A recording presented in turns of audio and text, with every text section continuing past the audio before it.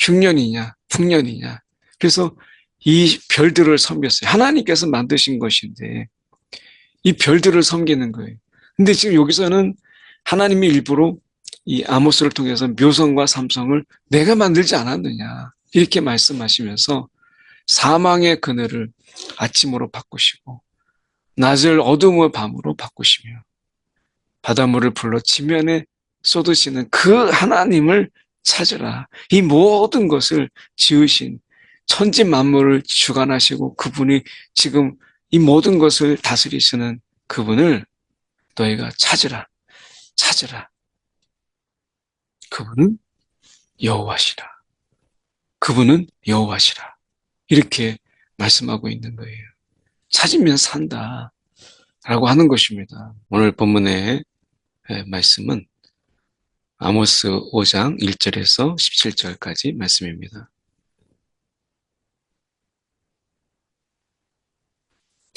이스라엘 족속아, 내가 너희에게 대하여 애가로 지은 이 말을 들으라.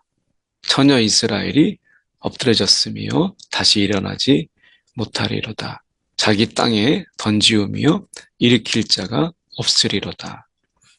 이스라엘의 이제 이스라엘 향한 아모스의 세 번째 설교가 이어집니다. 5장 1절로 5장 1절에서 6장 14절까지가 이제 세 번째 설교인데 오늘은 이제 그 중에 한 부분입니다.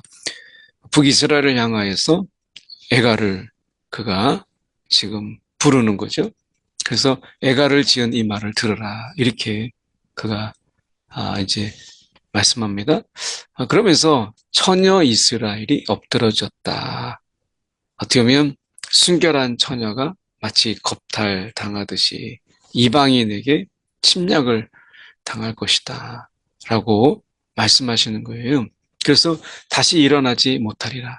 이 하나님이 돌아오라고 할 때 사는 길을 이제 오늘 제시하거든요. 보면 근데 그 사는 길, 이스라엘 사는 길로 돌아오지 아니하면 다시 일어나지 못하리라. 일으킬 자가 없을 것이다. 이렇게 이제 하나님이 분명하게 말씀하세요.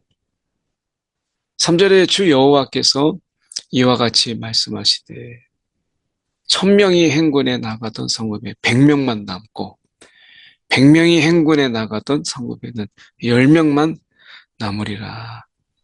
이렇게 말씀하시잖아요. 그러니까 하나님이 지금 그들의 이 성읍에 하나님이 지금 심판을 임하시면 그들에게 어떻게 그들이 다시는 일어설 수 없는 돌이킬 수 없는 이러한 어쩌면 완전 피폐해지는 거죠.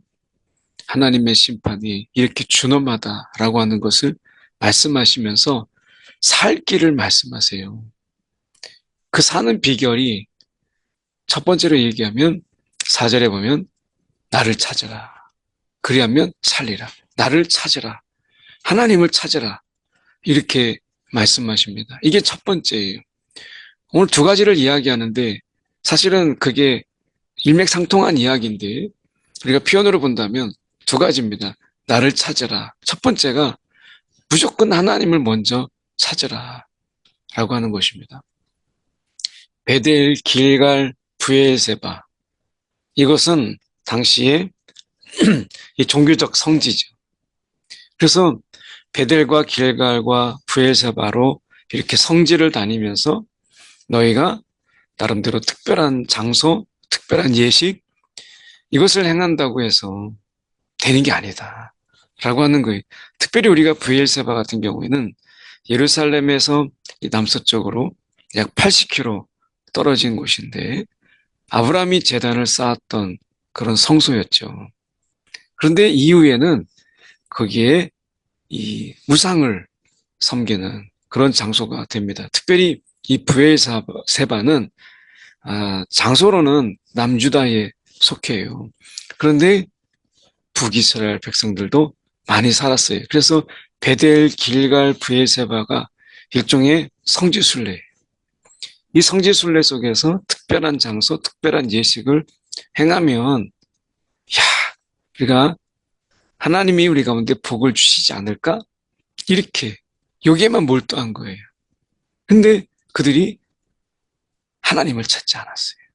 그래서 6절에 너희는 여호와를 찾으라. 여호와를 찾으라. 이렇게 말씀하잖아요. 그리하면 살리라. 그렇지 않으면 분명히 말씀하세요. 그렇지 않으면 불같이 요셉의 집에 이 말이라. 요셉의 집에. 이렇게 말씀하죠. 요셉의 집이라고 하는 것은 우리가 북이스라엘을 가리키는, 우리가 보면 에브라임 지파, 에브라임 이렇게 얘기하잖아요. 에브라임이 우리가 요셉의 자손 중에서 우리가 이 주도하는 그런 지파였기 때문에 에브라임 지파라고 하기도 하고 요셉의 집이라고 하기도 하죠. 이건 다 별칭들인데 요셉의 집은 북이스라엘을 가리키는 이야기입니다. 그래서 이 에브라임이 요셉의 자손이잖아요. 그러니까 에브라임 지파 또는 요셉의 집 같은 말입니다. 거기에서 하나님이 불같이 이 말이라 라고 말씀하여요. 하나님이 이제 사는 길로 갈 것이냐, 죽음의 길로 갈 것이냐, 멸망의 길로 갈 것이냐, 다시 한번 번영의 길, 다시 한번 너희가 일어서는 길로 갈 것이냐라고 하는 것을 분명히 제시하세요. 정의를 쓴 쑥으로 바꾸며 공의를 땅에 던지는 자들아. 하나님 나라에 두 기둥이 있다면 정의와 공의죠. 이 정의라고 하는 이 부분은 우리가 미슈파트라고 하는 히브리어로 되어 있는데 이 미슈파트라고 하는 것은 우리가 공정한 재판, 우리가 이 공정한 재판을 이야기하는 거예요. 그래서 가난한 자가 돈이 없기 때문에 없는 죄가 죄가 되고 돈 있는 사람은 그것으로 인해서 죄를 지었지만 무죄가 되는 이런 것이 아니라 이것은 하나님 앞에 공정한 재판, 이 미슈파트, 정의, 공의는 이 하나님과의 관계 속에서 체다카라고 하는 것인데 우리가 율법의 의무를 다하고 하나님과의 관계 속에서 우리가 신실함을 유지하는 것, 하나님의 관계의 회복, 이것이 이제 공의라고 하는 거죠. 우리가 사도 바울이 로마서에서 의의를 이야기하는 부분은 이 공의의 체다카, 하나님과의 관계의 회복, 하나님과의 온전한 관계, 의의를 이야기하는 것이죠. 그래서 이 정의와 공의, 이 정의와 공의가 하나님 나라의 두 기둥인데 이게 쑥으로 바뀌어버리고 그리고 땅에 던져버리는 쓸모없는 거로 취급해버리는 거예요. 하나님이 이 묘성과 삼성이라고 하는 이 부분은 우리가 이 별물인데 풍년과 흉년을 결정짓는 이런 신으로 숭배되었습니다. 흉년이냐 풍년이냐. 그래서 이 별들을 섬겼어요. 하나님께서 만드신 것인데 이 별들을 섬기는 거예요. 근데 지금 여기서는 하나님이 일부러 이 아모스를 통해서 묘성과 삼성을 내가 만들지 않았느냐 이렇게 말씀하시면서 사망의 그늘을 아침으로 바꾸시고 낮을 어둠의 밤으로 바꾸시며 바닷물을 불러 지면에 쏟으시는 그 하나님을 찾으라. 이 모든 것을 지으신 천지 만물을 주관하시고 그분이 지금 이 모든 것을 다스리시는 그분을 너희가 찾으라. 찾으라. 그분은 여호와시라. 그분은 여호와시라. 이렇게 말씀하고 있는 거예요. 찾으면 산다. 라고 하는 것입니다. 그가 어떤 분이시냐? 강한 자에게 갑자기 패망에 이르도록 하시는 산성이라 할지라도 그 패망이 이르게 하시는 분이시다. 라고 말씀하시잖아요. 10절에 보시면 무리가 성문에서 책망하는 자를 미워하고요.